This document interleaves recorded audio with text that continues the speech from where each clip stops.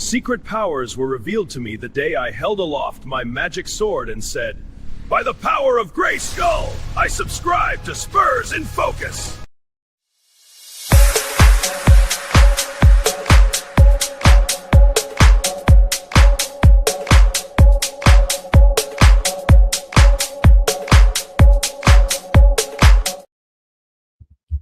The San Antonio Spurs certainly had the power of Grayskull in Game 5, beating the Minnesota Timberwolves 126-97, lead the series 3-2. Welcome back to a brand new live episode of Spurs in Focus right here on YouTube, iTunes, Spotify, Pocket Cast, Amazon Podcast. I can go on and on. Yes, I am going to do it. YouTube Music, obviously YouTube. Go subscribe right now. Subscribe to Spurs in Focus on Substack, completely free. Google it, Spurs in Focus. Subscribe, be part of the crew.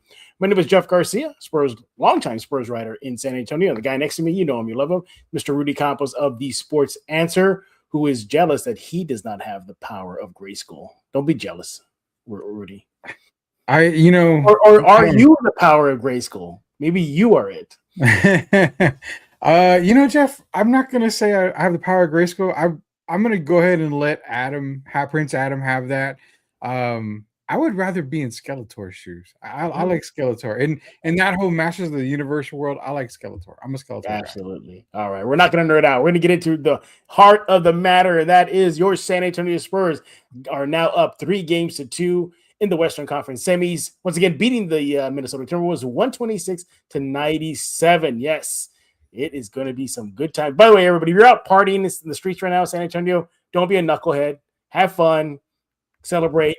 Don't do anything stupid, all right? There's your little PSA. Yeah, we're going to get into it all right now. We're going to give our general takeaways, our overall thoughts. I'll show you my takeaways in a few minutes. Then we're going to get into the turning point of the game, standout stats, standout players, and we're not going to forget about you guys. Spurs and Focus fans, leave a comment. Rudy's going to be reading to them and just reacting to them later on in the show before we put a bow on this episode. But yeah, Spurs took a belt and they gave it to the Wolves. Pretty much for the entire game. It was a little bit of a scare coming out of halftime, but other than that, no. The Spurs just wrapped up that fist and just punched the Wolves in the nose, and it was a win. Rudy, kudos to you. You called a kind of a rather large, wide margin of victory for the Spurs. I thought it was going to be like game one, just the Spurs winning. But no, you saw this coming. Why did you see this kind of a Spurs lopsided win coming to San Antonio? Well, one thing I mentioned when we did the show last and I said we were going to have a lopsided win was because of the officiating. It was going to be officiated differently. You saw a lot of fouls called on both teams. Both teams were getting a lot of fouls called, but the physicality was still there, and they were going to watch Wemby a little bit closer. As you could see, he was getting a lot of fouls called, not on him, but against him, basically. And they kind of, they were able just to play a little bit through, and the Spurs were the more physical team. They were able to get to the basket. That's a stat we're going to get to a little while here. But they were just going to be dominant, man. Wemby, when he got thrown out of that game, the weird thing is he wasn't pissed off. He wasn't upset or anything. He was calm about it. And he was like, okay, no worries. You're going to mean to tell me I'm going to get an extra 2.5 quarters of rest before the next game? I'm all for that. So that's why I figured they were going to come out strong. Not only that, the San Antonio crowd has just been electric this entire playoff so far. So yeah, I mean, everything pointed to a lopsided win for San Antonio, and the officiating, like I said, it was going to be called a lot tighter. You notice that, Naz Reid didn't get, he couldn't get away with a lot of stuff. Same thing with Jaden McDaniels. He got into fouls. He had 5 fouls tonight. So yeah, everything for me pointed to a Spurs lopsided victory, which I didn't expect this kind of lopsided victory, but hey, we'll take it, man. When I say lopsided, it was at one point a 30-point lead for the Spurs. 3-0. You heard that right. Yeah. Overall, what I liked about it is just the Spurs set the tone early, particularly in Wembanyama. 21 points at halftime. I mean, he just really set the tone, coming off a kind of a frantic 48 hours after the elbow hurt around the basketball world. Mitch Johnson, after the game, did say that this was a mature Wemby that he saw out there. This was a all-around player that he saw on the court, not primarily a defender or an offensive guy. That he just showed maturity on the court, especially with everybody abuzz about his elbow and suspensions and should he not have, should he have been, all that stuff. So yeah, right away you knew the Spurs were coming out for business. And the other thing too is that, again, another general observation, another Spurs win. Not only was it lopsided, but also holding this team, Minnesota, under 100 points, 97. This is a team loaded with, on paper, firepower from Ant Edwards to McDaniels to Renaz Reed to Julius Randle. But no, they held this team to 38% shooting for the game. Yes, for the game. The Minnesota Timberwolves had no offense, really too much in their bag for the game. Another observation I didn't see really was this, is that even though they were coming off that elbow incident and, the Wolves going to be physical or not, they remained physical. They didn't back down. Nothing got dirty, although they called a quick tech on Gobert to start the game. But outside of that, I thought the Minnesota was once again being physical with them, and Wemby responded appropriately. He did not crack, as we saw. He just let his game do the talking. Yeah, and I mean, again, that was kind of a head that just popped. Basically, the volcano was getting ready to erupt. It's already been a few years that he's been physically, assaulted. We'll say basketball term, in the paint and on the court as well. So it kind of came to a head. He threw that elbow, and it was an intent elbow. I mean, everybody could see it was a very intent elbow. And he was able to just let it all out in that one play. Yeah, he got kicked out for the game, but he was going to be in there for game 5. Nobody really felt he was going to be suspended for it. But that's the thing, is that he was able to shake it off. And all season, when you and I have done shows, it's been the same thing. This is a team that when they've come off of a loss, they are never down about it. As you can tell, they were talking about the team in Minnesota that after the loss, they were laughing, they were having a good time, they were relaxed, there was no problem, no pressure, no nothing. This is a very different basketball team compared to a lot of past championship teams, where we see, hey, we're on a loss and we've got to do this, we've got to do this. These guys take a loss as it was just another day at the office, and they bounce right back. So again, it's funny. Regular season, we haven't seen more than a 2-game losing streak for San Antonio, and in these playoffs, every single loss they've bounced back in a massive way. So it's just a great overall team right now for the Spurs. You look at this win and another blowout win for the Spurs, right? That's 2 blowout wins for San Antonio, while Minnesota had to squeak by to get their 2 wins. So, and that was a game even without Wemby. They still had to squeak by and kind of break it open to the bitter end in the game 4. That tells me on paper and now on court, there's no doubt about it, Rudy. Spurs are the better team, aren't they? They are. I mean, there's no doubt about it. And it's actually on both ends of the court, man. They are a prolific offensive team. You've got 4 guys at minimum that can put up at least 16 points a night. When it comes to Wemby, Fox, Harper, and Castle, then you get the shooting by Champagny, the right at the moment type of shots where he's knocking down a 3 here and there. Then you've got Keldon Johnson, who again, everybody was worried in that Portland series, and I said it was a matchup problem. Now he's playing against Minnesota, and you see the old Keldon Johnson, 6th man of the year, come into play. So this team would, we say earlier, we thought, well, is this the best Spurs team we've seen? I mean, we said it possibly could be because they play both sides of the ball. You saw them clamp down on Minnesota. And when Minnesota was making a comeback, Jeff, Spurs fans thought, oh, crap, here we go again, especially in the 3rd quarter. Here we go. We're going to blow another lead. No, that's the difference between this Spurs team and past Spurs teams, is that they concentrate just as much on the defensive side of the ball as they do on the offensive side of the ball. This is probably one of the most, I would say, from top to bottom, very few weaknesses Spurs team that we've seen in a while. Yeah, there's very few weaknesses on this team. You think you have them down for the count, handing them a loss, as Rudy, you pointed out. No, they bounce back pretty fast. Remember, in the postseason, they have not lost back-to-back games. They have not. They lost 1 to Portland. They came back and win. They lost 1 to Minnesota to start the series, and they came back to win. And we saw it again. They lost game 4, and they came back to win. So they don't take losing too well, and they really want to get back on the winning track. Here's the other thing, too. When I look at this Spurs team, once again, I'm reminded just how well-balanced they are. Just well-balanced. Victor's going to Victor. We know that, right? But Yeah. you saw in tonight's win, you got contributions from Keldon, contributions from Castle, from Harper, to Vassell, to Champagny. The list goes on and on, from Fox as well. And even when, the only, if you want to pick one bad thing that happened, there was one bad thing, was the start of the third quarter. The Wolves went on a plus 12 run. The score was 59-47 Spurs with the lead to start the third. Mm-hmm. And the Wolves go on as mentioned, a 12-0 run to close the gap to 61 all. Yeah. And you saw contributions from Ayo, DeSumo, Jaden McDaniels. They scored 5 apiece. While the Spurs went cold.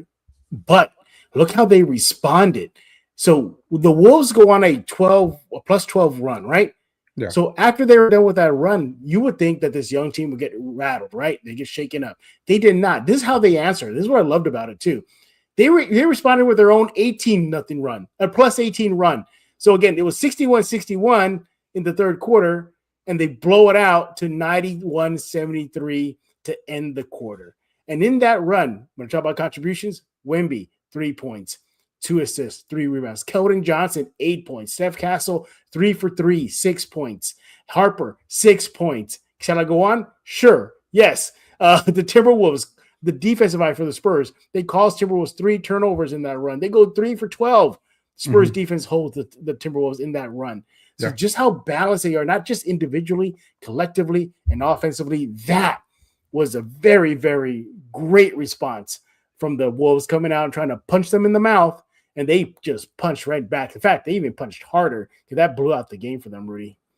Yeah, it did. And again, there you could hear all of collective San Antonio just like, oh crap, here we go again. Yeah. Maybe we shouldn't go put gas in our car so we can't go honking tonight.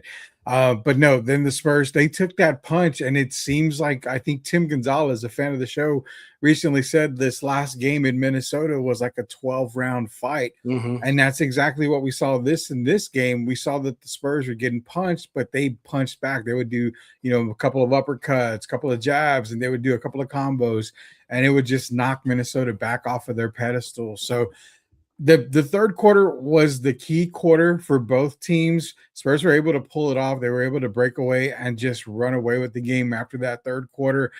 But yes, this team, again, it's a very inexperienced team, but that doesn't matter, and that doesn't make a difference all season long. Again, we would have seen it at the beginning of the season or during the season when they would lose one game, lose another game. You finally thought, man, this is where the season's going to turn. They're going to probably go on a 5-game, maybe lose 6 of the next 8. Is this going to be bad? Never happened at all. And it still doesn't happen in the playoffs. Every time you doubt this Spurs team, they show you something different. And tonight, Jeff, it felt like the reason why they're one of the best, if not the best defensive teams in the league. They clamped down Minnesota. A team that averages, I think, right around 108, 109, right around that part. So, it was a great win overall for San Antonio. Yeah, the Wolves in the in this series, they average about 104 points per game versus the Spurs. Spurs held them to 97, which is just tremendous. Tremendous. You mentioned the defense. You cannot forget about this. Look at the defensive side of what the Spurs did. Offensively, they did enough to win. Yeah, duh. But 11 offensive rebounds to the Wolves 10. 39 defensive rebounds to the Wolves 32. So they won the battle of the boards. Yeah. Blocks, obviously Spurs. You got a guy named Wemby there. Even Keldon Johnson had a tremendous block on Rudy Gobert. I mean, that thing was just vicious. 8-4 Spurs advantage. How about steals? The Spurs had 2 more steals than the Wolves, 9-7. And fewer turnovers, which is good. 15-16. I'll take it. But a big key for me, second chance points.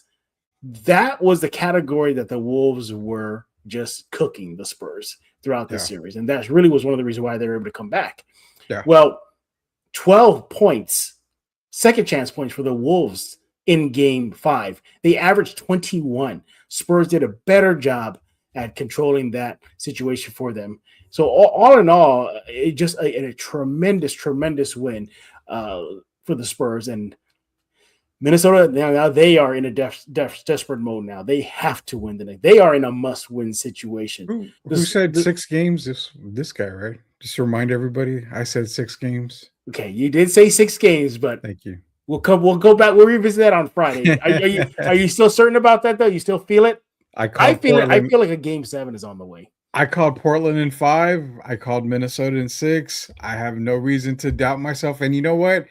For everybody that's followed me and all of my shows in the past, you should never doubt me ever. So yeah, I'm calling 6. Jeff. Do you run Vegas? Because Vegas always wins. The house always wins. No, I still have a full-time job. So I mean, if I ran Vegas, I wouldn't be working, man. Yeah, I bet you'd be like Biff in Back to the Future 2 when you had the almanac. You have the almanac, don't you? You son of a bee. You have that almanac, don't you? I will not confirm nor deny that I have that almanac. Sorry. We are talking with Rudy Campos of The Sports Answer. He is on X at The Sports Answer. I'm on X at Jeff G Spurs Zone. Leave us your comments. We'll love to read them. But if you're in the chat right now, leave a comment. Rudy's monitoring it. He's the guy in charge. And later on this show will be your time to react to the Spurs win. Yes, Spurs win 126-97, 3-2 lead heading to Minnesota Friday night, where maybe, just maybe, Rudy may be right once again. All right, Rudy, let me give you my big takeaways from the game. I'll cue them up right here. Let's go. And,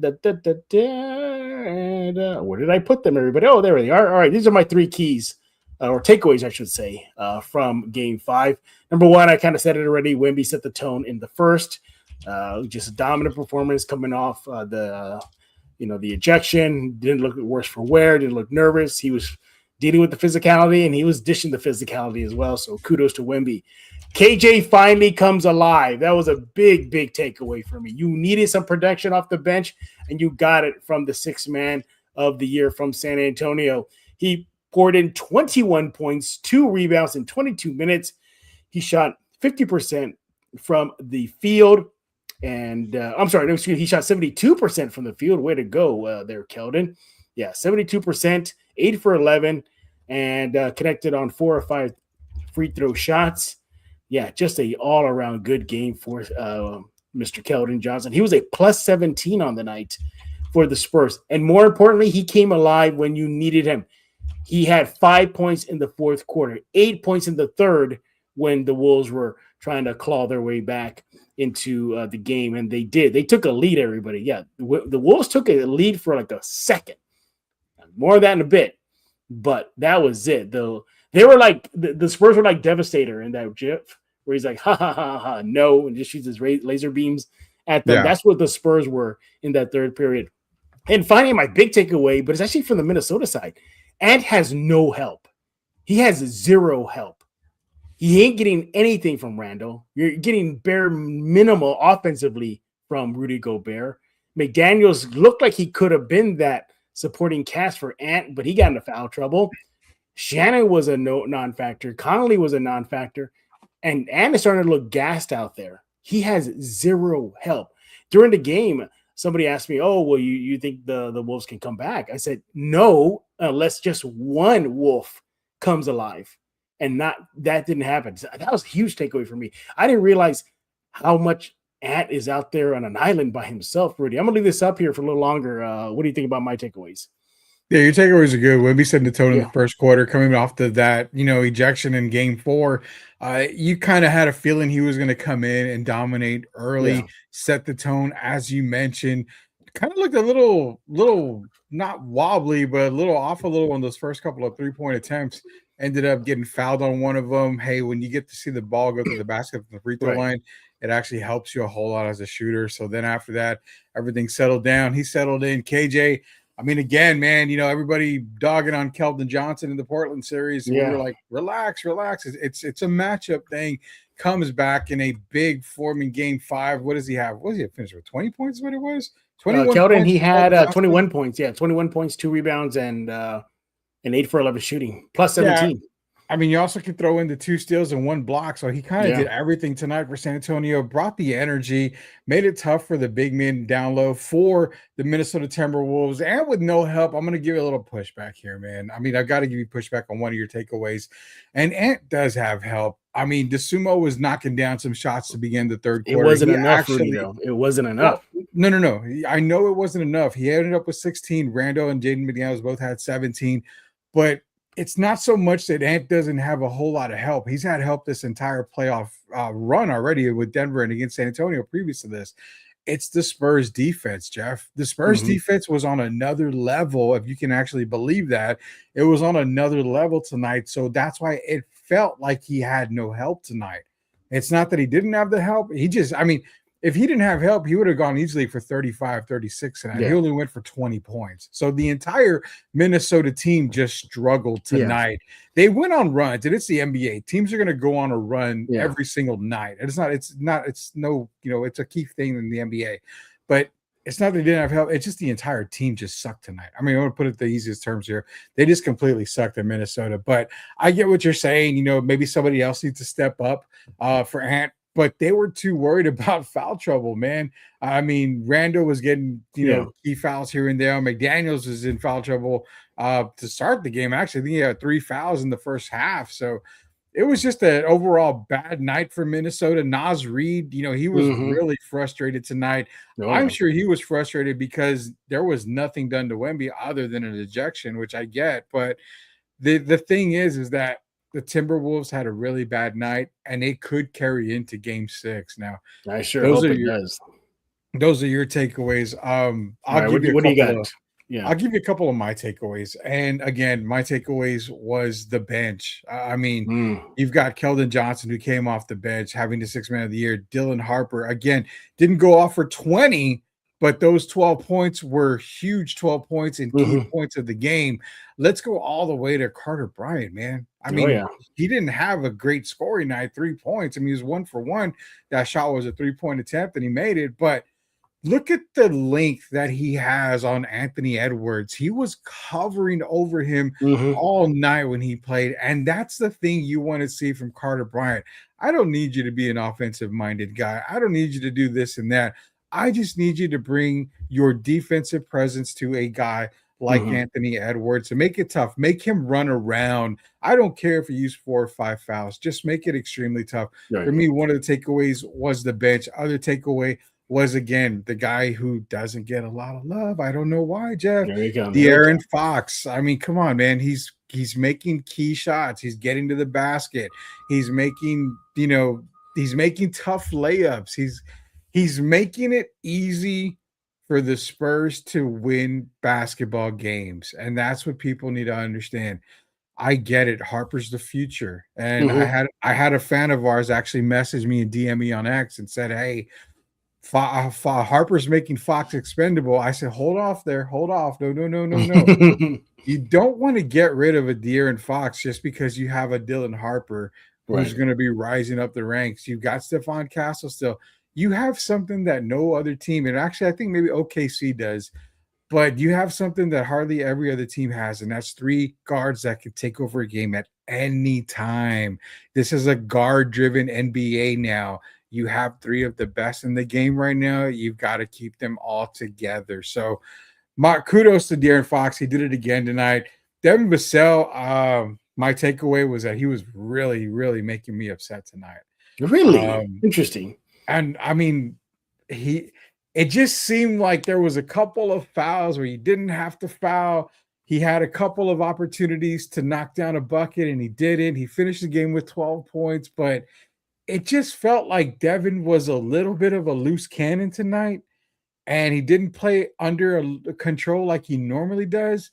Wasn't a bad thing. I think he was a little overstimulated, we'll put it that way. A little excited, in this moment here. Maybe because they were up 20 points and he was just like, I'm having fun with this. But again, he kind of worried me a little bit. They're like, why are we doing this, Devin? You got to relax. You got to chill. Those are my takeaways, man. No, I want to go back to your Fox comment here. You look at what he did in tonight's game 5 here. 18 points. That's 1 point more than he's averaging in the series at 17. Okay. Rebounds, 2.8 rebounds average on the series. He had 4 in game 5. He had a little bit more assists, 4.2 for the series, 5 in game 5. And he went 6 for 15 from the field. Now, you're going to love this. Here we go. Let Rudy start popping his collar. All this, slumping in this chair like this, putting his hands, man, like this, like Chewy did in the Falcon. Rudy, your guy, De'Aaron Fox, he was a plus 24 tonight. That's it. Plus 24. Telling you. I don't see the hate. I don't think you want to trade him either. I believe he was tied for the highest plus minus. Yeah, him and Victor. Yeah, Yeah. him and Victor. I mean, the guy's. It's weird because fans think, well, because you get paid this much money, you're expected to have a good game every single night. And it's like, it's not possible, man. Not every guy has a good game every single night. I mean, I thought you do. No, not even me, Jeff. The nights that I have a bad game, it's because I don't try and I don't want to try. What's the point? I'm already the best there is, the best there was. There we go. All right. So why try most nights? I mean, you're feeding the ego here. But no. I mean, De'Aaron's. See, the problem is people think De'Aaron's the number 2 guy, but he gets paid as a max guy, so that's why people assume he's a number 2 guy. He's not exactly the number 2 guy. Is there really a number 2 guy on San Antonio? I mean, you can go Victor 1, you can go De'Aaron, you can go Stephon. Now you can go Dylan Harper. Yeah. I mean, there's other options. So there's really no Robin. There's a Batman. There's a Nightwing, a Tim Drake, and who else do you want to call it? For Batman there. So there's really more options at a second option than people realize. So that's why I kind of get on the De'Aaron Fox bandwagon every now and then. All right, well, there you have it. Your general observations, takeaways from Game 5. Once again, Spurs win 126-97. They have a 3-2 lead in the series. Now, it does shift to Minnesota for Game 6. If there is a Game 7, it will be on Sunday. Hopefully not. But hey, Spurs earned the right to have home court advantage, and there you are. I want to go back to Vassell real quick before I take a break here. Sure. 12 points, yeah, but he was a plus 22 on the night. He was a plus 22. He had a block. He had 2 defensive rebounds, 2 fast break points. He went 40% shooting from the field, 2 assists. So the numbers show that he was still a positive impact. But I think, are you trying to say you just want more out of him? Because even in that pivotal, second half, he poured in 7 points in the second half when the Wolves were trying to score him. So, I mean, he did enough. I think he did enough in Game 5. Yeah, I mean, I know we're not supposed to cuss, but I'm not shitting on Devin Vassell. I mean, I'm really not. I'm really not. My thing is that it's like there was a couple of moments where he would get a ticky-tack foul, or he would, have an open jumper, and it would he wouldn't make it. It would be like, come on, Devin, this is stuff. He had 3 shots in a row where he missed. I remember that. He had 3 shots in a row. Yeah. So you get what I'm saying. There was like a little bit of frustration, like, okay, these are shots you were making. These are shots that I think a couple of them were even wide open, and I'm like, really, like, this has to go in. You got to get that confidence back. So it's not that we were raining on Devin Vassell, crapping on him or nothing. I'm not doing that. I just think for me, it was almost at the point where, okay, Devin, we may need to get you out of this game and bring in Harper or maybe Keldon, who's having a little bit better of a game, and just kind of go on to the next game from here. But again, not crapping on him. He had a good night. He was plus 22. But again, that's what we talked about last time. The plus or minus, to me, it can kind of seem a little wishy-washy because you can do okay throughout the game, not really make much of an impact, but you're a plus 22 because everybody around you is balling out and you're on the court at that time. So that's what I'm saying. I don't really look too much at the plus or minus a whole lot because it could be a little wishy-washy, but no, Devin had, he had a decent game. I just was more frustrated in certain times of the game with him. All right, well, there you have it. All right, once again, those are our takeaways, general observation of the Game 5 win for your silver and black. We're going to take a quick break, and super quick. And when we get back, we're going to do turning point, the standout stats, standout player, and then finally we get to you guys, Spurs and Focus comments you guys are leaving right now. I see it's very active right now, so keep it coming. All right, we'll be right back in just a few seconds.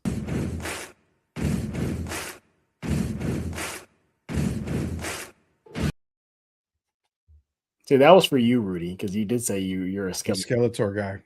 Yeah. By the way, a villains guy. Skeletor did pull Evil in, so there's that. And if you know, I'm a very villainous type guy. Skeletor, Evil in. I got to go with Destro because he pulled the Baroness. I mean, Come on, man. God. Come on. There's a reason why you're supposed to be the bad guy in cartoons and stuff, Yeah. because they tend Yeah. to pull the good ones. Exactly. We are here with a live episode of Spurs in Focus, talking about the Spurs Game 5 win over the Minnesota Timberwolves. Yeah, beating them soundly 126-97 in Game 5, 3-2 lead heading into Game 6 in Minnesota. Now, we'll definitely preview Game 6 later on this week here at Spurs in Focus, but right now we're just reacting to the win for your San Antonio Spurs. All right, as always, Rudy does not know what button I'm going to press. So we're going to find out. Is he going to be asked the turning point? Standout stats, standout player? Let's find out.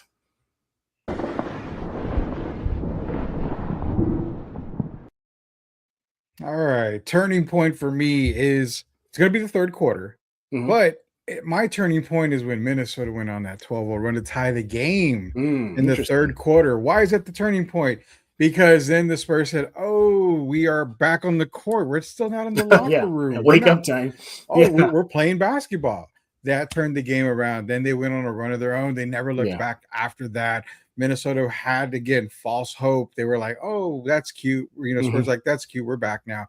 They took away everything from Minnesota. The defense clamped down on Minnesota after that 12-0 run, made it tough for Anthony Edwards. The sumo got started early in that third quarter. Spurs shut them down. Kudos to Mitch Johnson and the coaching staff again. They made the adjustment after that 12-0 run, call timeout, made the huge adjustments. And after that, it was just game over, lights out. Turning point for me was thank you, Minnesota, for the 12-0 run, because it woke up the San Antonio Spurs. They went on a run of their own. Game over. Good night.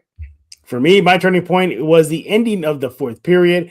The Wolves did go on a mini run just to put a little bit of a scare in San Antonio.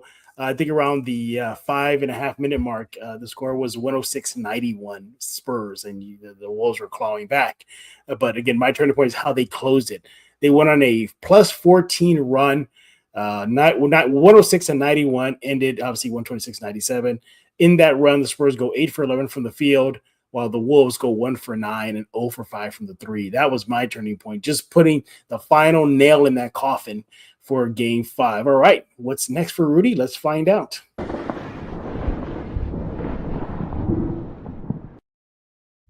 Oh, yeah. Standout stats, man. For me, the standout stat is going to be a couple of them that I've always got for you guys. One of them is the assist ratio.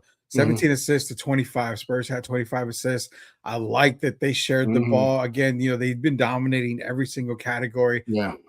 But again, with Minnesota clamping down on the defensive side against San Antonio these last few games, it was good to see San Antonio making those extra passes, finding a lot of guys in the paint. Even Victor Wembanyama finding Dylan Harper and a few guys in the paint, making it easier for them to score. So again, passing the rock, making sure that the guys were open, making good passes. That was one of the stats I got. Points in the paint, absolutely obliterated by the San Antonio Spurs, 36-68. I mean, they had 32 more points in the paint than the Minnesota Timberwolves. That's a massive stat. That shows that they controlled the paint and that Minnesota couldn't get anything down below, not only when Victor was not in the game, but even when Cornette was in the game. Everybody clamped down on the paint, made it tough for guys like Julius Randle. Rudy Gobert just had a disastrous of a night because the Spurs did control the paint. One thing that I will say, Jeff, that I'm kind of upset on the negative stat that I've got here. We were talking massively great about the Spurs, how they were able to keep Minnesota off the fast break. Well, they got to 15 points on fast break points tonight. Spurs did have 19, but didn't affect them tonight as much as it probably would in other games, but that's something I need to see San Antonio clamp down as well, is continue to get Minnesota less fast break points. Those are my standout stats of the night. I got one standout stat for you guys. It's time of possession, time leading, I should say. The Spurs, again, it's a 48-minute game. They led for 46 minutes and 42 seconds. That's practically the entire – it was near a wire-to-wire win. How long did the Wolves lead? Remember I told you they made that little run to start the third quarter and they took the lead? That little slim lead they had held on for 9 seconds. 9 seconds. And the Spurs just said, nah, you're good, Minnesota. Time to go to sleep. Time for the little cubbies to go into the little den with their mommies. They just a time of possession. My time lead, I should say. My goodness. 46 minutes, a little over 46 minutes. Wolves, they just didn't have a prayer in game 5 against the Spurs. All right. And the final category here, it's obvious.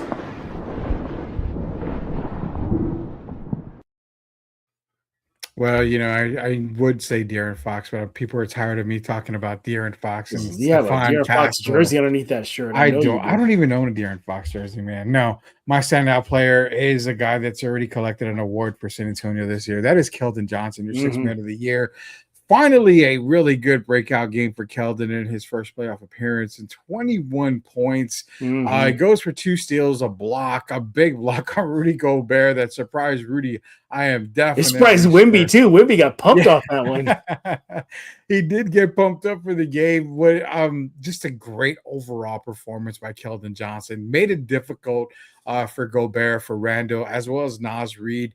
Didn't get phased by the physicality, played physical back against Minnesota. Keldon Johnson, welcome to the NBA playoffs. I hope you continue to put up at least 17, 18 points for the rest of the playoffs, because if you do, I think I'm going to have to get size for my number 6 Spurs ring that we'll be getting this year.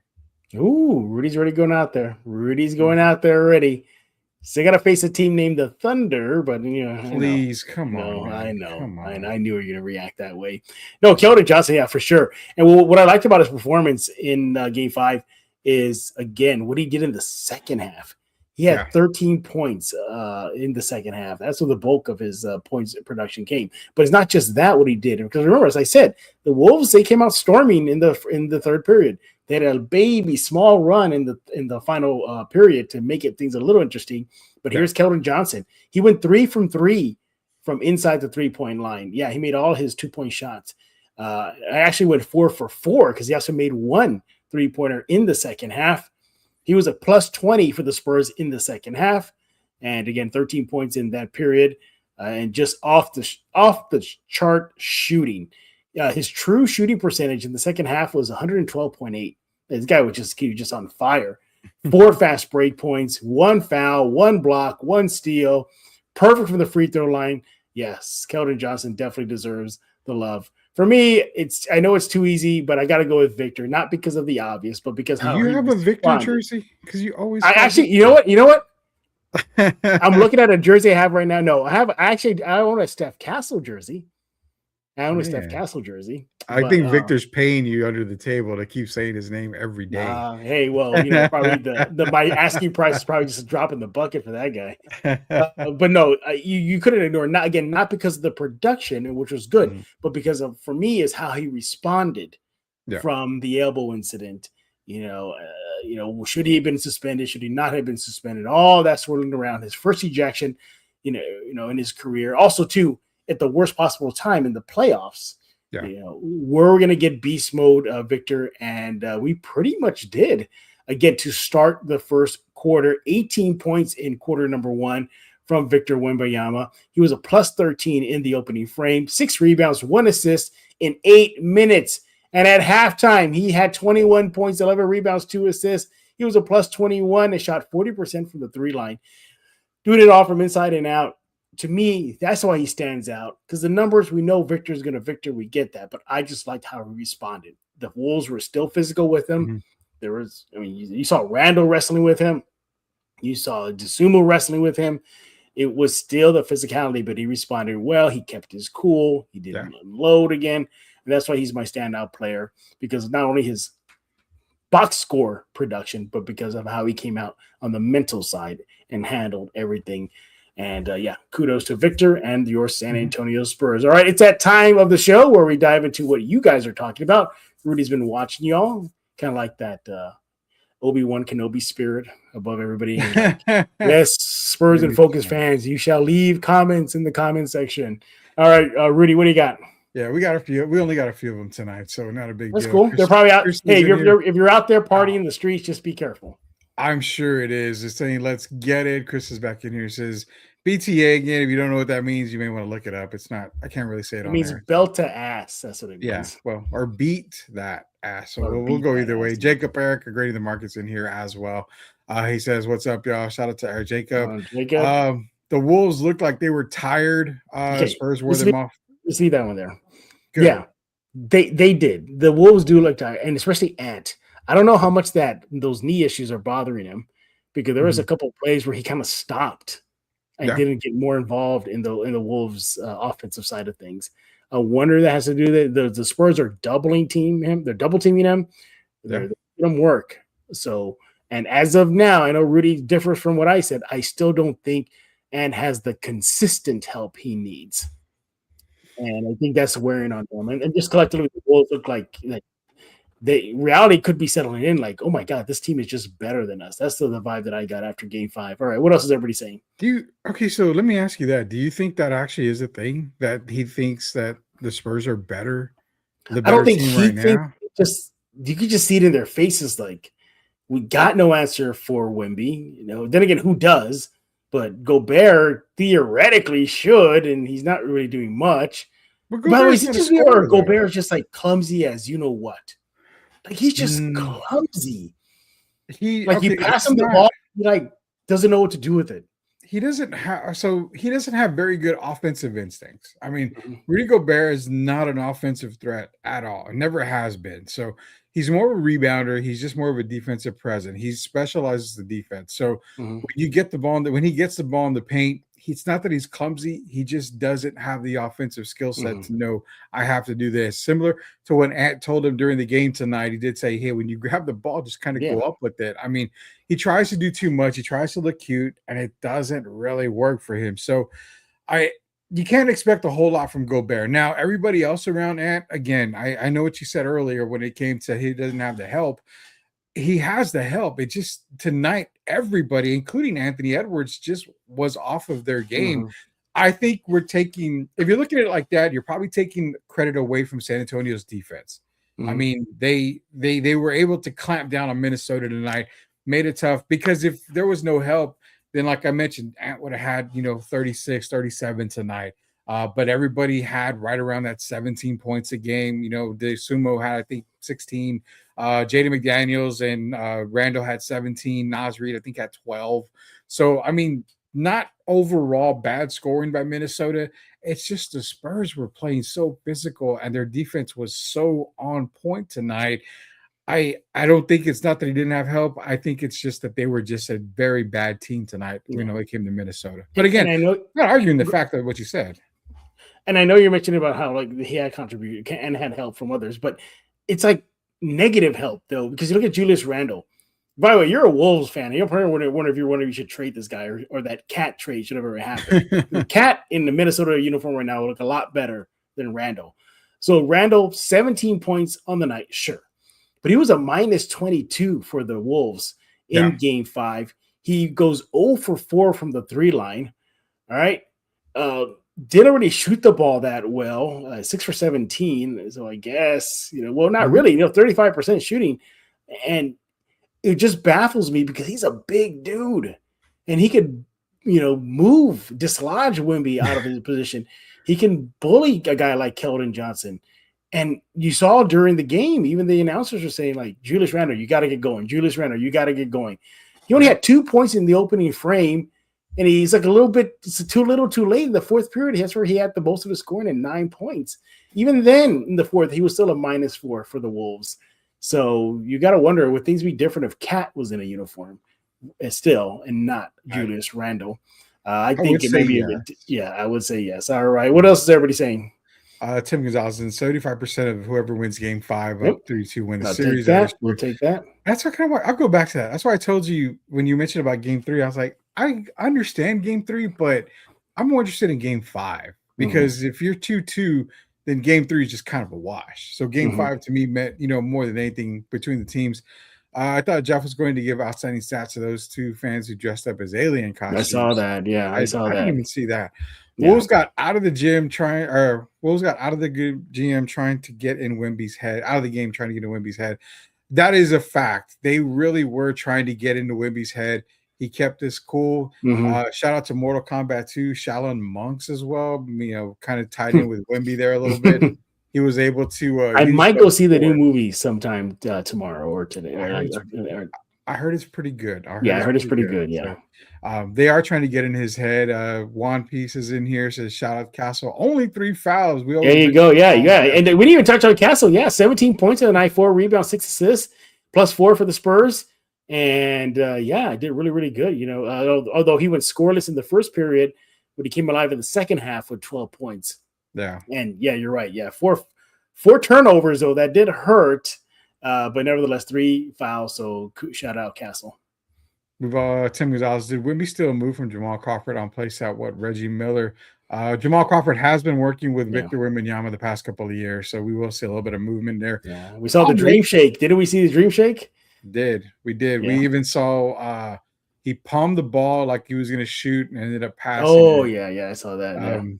Again, I'm going to do a whole show on Wemby. I guess I'm going to have to because you're making me feel bad for not calling him a great of all time right now. But I'm late, but Harper leading all bench players in points is huge as a rookie. CV, I'm glad you're here because maybe Jeff can finally give me kudos when I said last show that Harper's going to be a superstar. I never disagree with you with that. I never disagree with you with that. Okay, so let me bring it back. I said he was going to be a superstar. He has receipts, everybody. He has receipts. A superstar, you think? I said, yeah, he's already going to be a superstar. Yeah, right. So not that you didn't believe me, you just kind of said, well, why are you calling him a superstar? Hey, well, didn't you also call that he should have been the number 1 pick, not Flag? Dylan Harper should have been the number 1 pick. Before the damn draft even happened, my rankings were Harper, Ace Bailey, Cooper Flag, 1, 2, 3. And I never changed it. Dallas, you got Cooper Flag. Congratulations. You got the second, maybe third best player in that draft. San Antonio drafted the one guy that's going to be a force to be reckoned with for years. What do you think about VJ, though? VJ is not that bad. VJ Edgecombe, after the rankings came out, I probably had him at 4 or 5. That's who I had. But Cooper Flag was ball dominant. If you give the same opportunity to Dylan Harper runs away probably unanimously as a rookie of the year. That's how good he is on another team. So luckily San Antonio was able to get him. Booty Gobert. I've been called Booty 1 or 2 times in my lifetime. Champagne had some great open threes, missed it. Well, high school, they used to nickname him Booty Campos. I thought that was the nickname your wife gives you. Sorry. No, definitely. She has words that we cannot say. Oh, okay, yeah, that's between 4-letter words. Yeah, 4-letter words that she calls me that are very bad. Champagne had some great open threes missed. It's 2 games now. If he ain't gonna make them, let Carter get some minutes. Mm-hmm. What do you think on that? Because Carter's been getting some good run, but I don't think you take out Champagne over missed threes. No. I know Champagne has been a little iffy in the 3-shot of late. He started off pretty well in Game 5. Yeah, he finished with 8 points on the night. He had, I think he had 3 points. Yeah, we had the 3-shot in the opening period. Yeah, but he's still a little more of a legit threat. And I think I like Bryant coming off the bench for now. I think that's the perfect spot for him. So I think you stick with Champagne unless the wheels fall off. Other than that, no, we're good. I'll tell you, Derek Gervin and I talked earlier about Carter Bryant. He's going to be fighting for some starter minutes probably in the next couple of years. That's how good that we think he's going to be. CV's dropping a lot of comments. Love it. What's with DeSumo and Ant-Man getting in Wemby's face before Wemby destroyed the rib? Gamesmanship, that's all it is. Yeah, but you saw the push at the end. I saw it. Yeah, I saw it. But hey, welcome to the playoffs. Well, I'm glad Victor didn't respond. Exactly. I think they're trying to get under his skin to see if he retaliates. We got Silver Wolf Ventures again. Appreciate you joining us here because he always joins the show. Good evening, ladies and gentlemen. First, what a game from our Spurs. Second, go Spurs go. Third, what about our rookie Harper? And fourth, this game was the final uppercut that's going to lead to the knockout in Game 6. Even he calls Game 6. Jeff. Yeah, there it is. Yep. Yeah, we did talk about Harper a little while ago, so just rewind it a little bit, and you'll hear what we had to say about Dylan. If you saw McDaniels, he was frustrated after picking up that 5th foul. Yeah, he looked like he was in a bad mood. Well, I guess now he can't come out and say that this team doesn't play defense like Denver did. So he has no motivation of correcting his up. Dylan Harper continues to leave speechless. Is good. Yeah, agreed. Love it. Love the Harper love. He has Cade-like potential and more. That is Dylan Harper. We're good with Harp. And then last comment, at times Harper looks like a vet and Fox looks like a rookie. That's how good the kid is. I will say, if you want to look at it like that, Harper looks better than Fox in a lot of situations. Now, not downplaying Fox, but Harper does look good. I don't know, Jeff. I need you to look at this at the next game because I kind of noticed this too. For the fans that always talk to us, does the team look better with Fox and Harper in the backcourt than they do with That's a Fox great Castle, question. Harper Castle? I've been toying with that topic for a future episode of Spurs and Focus, but I don't know. I think Fox is hearing footsteps, but I'll still give a slight edge to Fox as of now over Harper. But I think next year, I think Mitch and the coaching staff have a problem because Harper is starter worthy. And so is Castle, and so is Fox. Something's gonna have to give now. Unless he's cool with being part of that bench reserve Fox. I think that's the only way because you don't bench Castle. You can maybe bench Fox, but I don't know if Fox is ready for that. And I don't think the Spurs would do that to him. So this is where it comes into play. You have Fox, you have Harper, you have Castle start. I mean, I'm being dead serious. Those three guys is starting. I did say a long time ago when they drafted him, we're going to see that lineup. The reason why is because those three guys are going to get the Spurs off to a very fast start. I mean, extremely fast start. You wouldn't have to rely so much on Victor to kind of kick the tires and all that stuff to get the game going. Those three guys can get the Spurs off to a tremendous start to start every single game. But again, for Spurs and Focus, take a look at this because look at the next game. If you have when Fox and Harper play together, to me, it seems like the passing is crisper. It seems like they're able to get to the basket. It seems like you're able to see a lot more pick and roll. It just seems a lot more fluid than when you see Fox Castle or Harper Castle. I think those two guys in the backcourt actually make the team a little bit better in sense, but it's something for you to kind of look at too. I've looked at it. I've toyed with it. I'm going to talk to Derek about it. We may talk about it on Friday for the drive. So some other stuff. Real quick, just to add to this. So according to Data Baller, Fox and Castle on the court together, they're a +8. All right. And then who's the other combo you want here? Fox and Harper or Castle and Harper? So do Castle and Harper now. Okay, so Castle and Harper, this is see what that gives us. So remember, Fox and Castle a +8. Yeah. Castle and Harper +11.5. Now do Fox and Harper. Okay, let's do Fox and Harper now. So we had a +8, +11, +7. Okay. So the Castle Harper combo works slightly better. Slightly better. And then you've got Fox and Harper right after that. Yeah. Okay. Yeah. So again, it's relatively close, man. It's relatively close. Yeah. That's why you don't get rid of any of these guards. I mean, that's why you keep them. Look at the thing they got. A lot more comments coming in at time. Okay, so Perry Perez is in here. Yo, clan, if they take Rudy Gobert out of the game for game 6, do we need to bring Milk Chocolate in, Cornette and Wemby? I'm fine with that. That's a good one. Silver Venture, thanks, guys, for the great Spurs content. Yes, thank you guys for showing up. Harper, 5 offensive boards. If they take Gobert out of the game 6, we got that comment in. That one. I think it's safe to say that if Harper fits in better with the Spurs first unit, and Fox could probably benefit coming off the bench, so he'll get more opportunity to play his game. That's a very conversation they're going to have in the offseason. It's a difficult talk. I think that's a whole episode that we could do. Yeah, that's a tough one. I think they will take pay cuts, stay together. The chemistry is good between them. I think so too. Wemby's going to go the route of Tom Brady and Tim Duncan. He's not going to. You think so? I believe so. I believe he's. I hope so. He's going to get his max deals, but he's also going to get his first max deal. But let's not deny that he's going to get his first max deal. It's those deals later on that he's going to want to have to continue to have the Spurs to be successful. Did he qualify for the Supermax or no? He still has to win like an MVP or something like that. I think he's good now because Defensive Player of the Year. He should have an All NBA. So I think he's good for the Supermax now. Okay. Right. Minnesota go with small game in 6 and Rudy off the bench. Could be, but I don't think so, man. There's nobody to guard Wemby. Gobert's the only guy that really could guard him. That's all they got, yeah. Fox is not scoring easy on J-Mac, but he's getting him in foul trouble, which, again, that's the thing. Fox can draw a lot of fouls, and that's what you saw tonight. Last comment, however, for this season, you don't fix what's not broken. They're winning. Harper is coming off the bench and becoming a huge asset. Either way, the Spurs have 3 very talented guards. Yeah, they can. It's a good problem to have for the San Antonio Spurs, for sure. And Big Body Johnson has a 6th man of the year. He did. Yeah, we talked about that. Really jumped on that right away. Hey, thanks you guys. Yeah, thanks guys for leaving your comments. We appreciate it. You're keeping us going here at Spurs in Focus. We definitely appreciate it. Rudy, before I let you go, you put a bow on the show.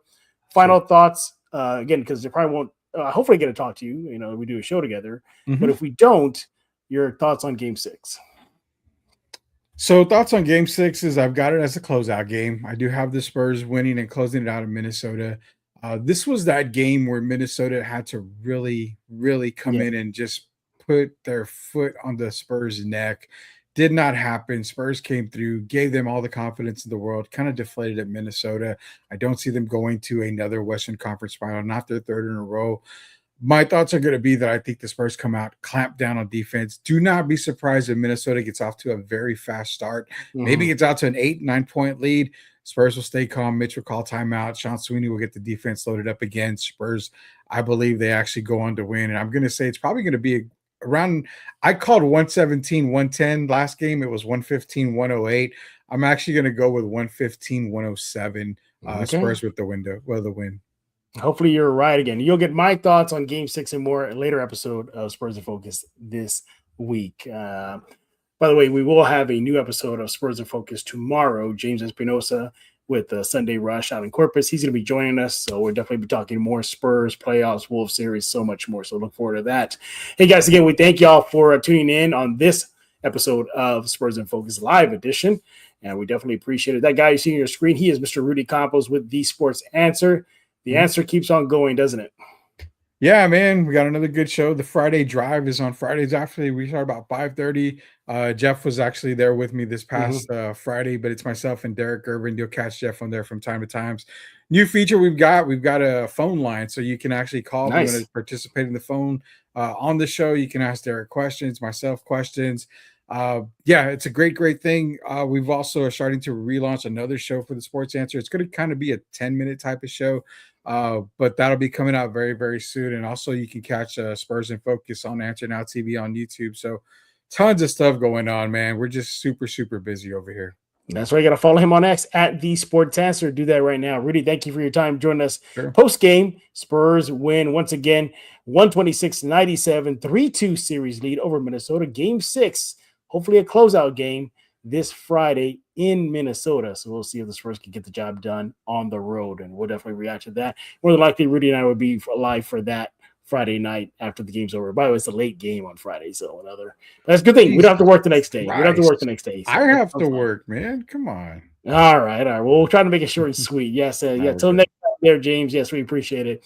And for y'all tuning in right now, go subscribe to Spurs in Focus on YouTube, iTunes, Spotify, Pocket Cast, Amazon Podcasts, YouTube Music. Don't forget about the Substack, completely free.